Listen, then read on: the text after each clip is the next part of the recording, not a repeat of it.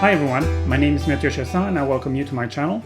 In today's video I want to share with you my workflow when it comes to editing images using Capture One. So when I say my workflow, I'm talking about capturing images all the way to your finished image. How do you process that whole thing? And I say my workflow also because it is important to know that it is very personal. We all have different computers, folders are different places. There are things that you may like to do, the frequency to which you take images from your camera and bring it to computer, it's all personal. The most important thing in a workflow is that it is easy and streamlined for you and your needs. So my need is I take images with my camera, and the same day I put the SD card in, import images. I'll show you where and how I import them in Capture One, how I process them and save them. And I do all this after every shoot that I do, even if it's just taking a few images of my family, and that same evening I'll go and I'll do this. Go through my workflow. If what's comfortable for you is once a week or once a month, I don't recommend once a month because then you'll have to put maybe more thought into it. It kind of has to be automatic, your workflow, and work really well for your needs. So without waiting any longer, we'll go through my workflow on the computer.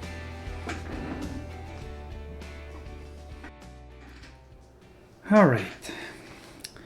So going through my process, you'll see that it's very personal and it works for me. It might not work for you. So if you have any comments or any tips or whatever works for you, please share them with people in the comments below so that everybody might maybe get ideas and share some of the best thing that works for everyone, because what works for me will definitely not work for everyone.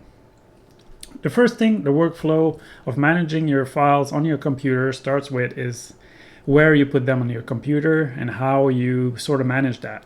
So the first thing I do, that it's on Windows or Mac, is I pin my photo folders in my quick access on Windows, and you can do the same thing on Mac, so that you don't have to drill down. You can put them on your desktop if that works for you, but having a way to just really quickly access them. So using Capture One, the thing I do is I use sessions instead of catalog, and there are many reasons for that. That decision, I find that sessions work better. They're easier to manage the file, the photo, and everything in folders. So you might say I'm an old guy here, still ingrained with the folder system of Windows and Mac, but that's what works for me. Maybe for you, catalogs would work better to have a library that points to where your pictures are, but I find that, as you'll see how we create session, that how it works. And the way I do it is I create one session for my personal images every month, and I keep my clients and my photo shoot sessions separate. So that's easier, really easy to manage the images and the files. So, all right. So let's go and see. Let's pretend it's a new month, and I'm going to create a new session. I'm not going to go again in too much detail. Session and catalog, there's a lot of differences and things, so you can search. I'm going to keep everything at default. That's what I usually do. You select your location where you want them to be. I have a folder that's named Sessions, and I usually name them by the year and the month, June. So I usually name them just like that. Click OK, it doesn't change anything. It'll create a new session in Capture One. So if you go back in Explorer, you'll see that it created a new session called June. And if we open that, we have 4 folders that were created. One is Capture, one is Output, one is Selects, and one is Trash. So I'll go into a little bit more details on what those folders are as I import and work on the images. So when I go out, take pictures. When I come back home, like I said, I do this every time, every day that I shoot, that I take picture at the end of the day or right after I took the pictures, I come here and import my images. So today I just went to my daughter's room and took some toy pictures. So you can select the one you want and then click import. Again, I keep everything default, and by clicking import, it will go ahead and import these images into the capture folder.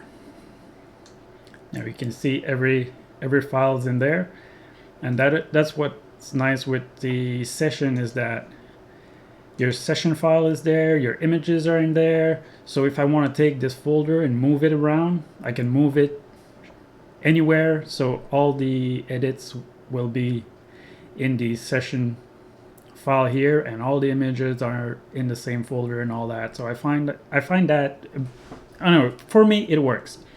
So going back here, so the next step after you've captured, you've imported your image, is to go through the images and select the ones you want to work on and the ones that you want to delete. Now the dog is barking, and I'll probably have to go get her because once she starts barking, it's non-stop. So I'll hit the pause button.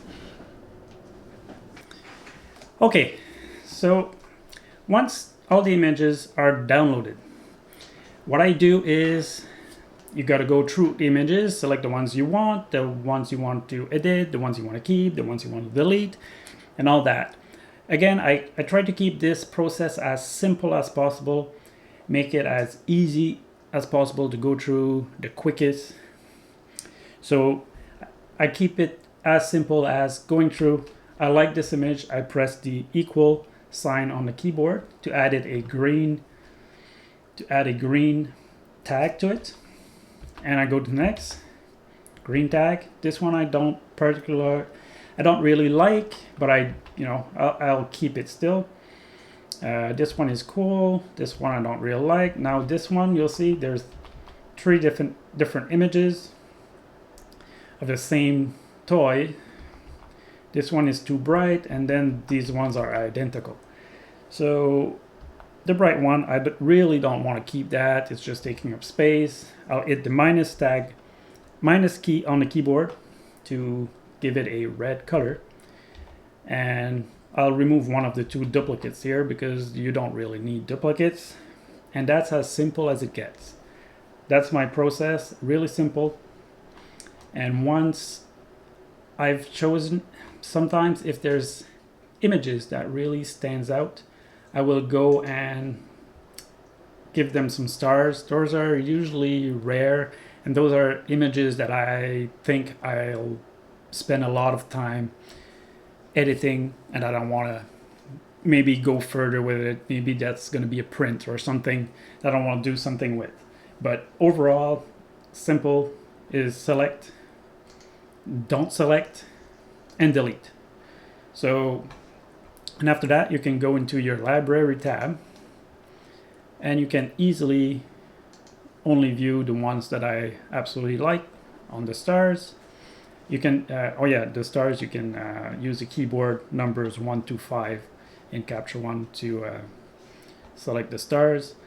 And I can go to the ones I want to delete and the ones I selected. So usually I go to the selected ones, and that's when I start editing. So first, let's handle these ones I really don't want to keep. So what you can do is select the whole bunch of images that you flagged as red and delete or move to session trash. Or you can do it manually by just dragging the image into the trash folder here. So what that does, it moves the image in this trash folder, which is also in Explorer, here in the trash folder, and they're kept there until you go either delete them in Explorer or delete them in Capture One. Now if I go here, delete, you'll see that it says delete from disk. So if I click delete from disk, now the image is gone from the disk and it's not taking up space anymore. So you can move them there and maybe leave them there till later, where you want to maybe just go through them one last time to make sure and then delete them. So it gives you that option to keep them there maybe a little longer. So now we have the ones I selected. The other folder is the selects folder. Some people will take the images that they want to work on and put them in the select folder. I don't even do that. I just keep the tags green. I find that really easy to work with. You've got all the images and the ones I've selected. But you could use the select folder and that would do the same. It would move your images from the capture to the select folder here. But I keep it simple. So let's say I want to edit this one. I go through my editing process. Maybe I want to do a black and white. So enable black and white, and then let's just quickly maybe add some contrast and a little bit of vignette. There we go. So that's my edit. Once I have edited the images I want to output, sometimes I won't edit them all. So I know I've edited one, so I just want to output this one. You go to the output tab. Don't worry about that little sun right there. You don't have that. That's a custom tab that I use for recording my shorts. I'll show you another video maybe how to create custom tabs, because the Capture One interface is really awesome that you can do a lot of things to personalize it. So once you're in your output, you select the output that you want. Now I want to output this one in JPEG. You can select the recipe that you want, if you want to keep the quality to 100% or not. And the output location, in session, it'll always be by default the output folder, which is where I want it to be anyway. If you want, you can add a subfolder if you have different type of images, but I usually just keep it to output. And let's keep it to 100% and hit the process button. Now it's gone through, process that image. And if we go to the output, it is there, the JPEG is there. Open it, it'll probably be way too big for this. All right, so there it is, our image output. And once it's there, I usually copy that image and that JPEG onto my Dropbox, just to make a copy, another copy. And yeah, so that's pretty much my process. So I've tried to keep it as simple as possible, and I find the session is what gives me the option to keep it as easy as possible. You'll notice I don't use tags for tagging my images. People will use, tags. I don't even remember where to add tags to an image. And see, that's how much I don't use them. I don't know. I don't add tags. I don't do a lot of things. I like to keep it simple like this. And for me, it works. All right, so I hope you found this helpful. I know it's my process and it's not very complicated. Like I said, I don't use tags. I try to keep it as simple as possible so that when I take images, photos, I can easily just within minutes have them on my computer and go through the process of picking the image I like and editing them.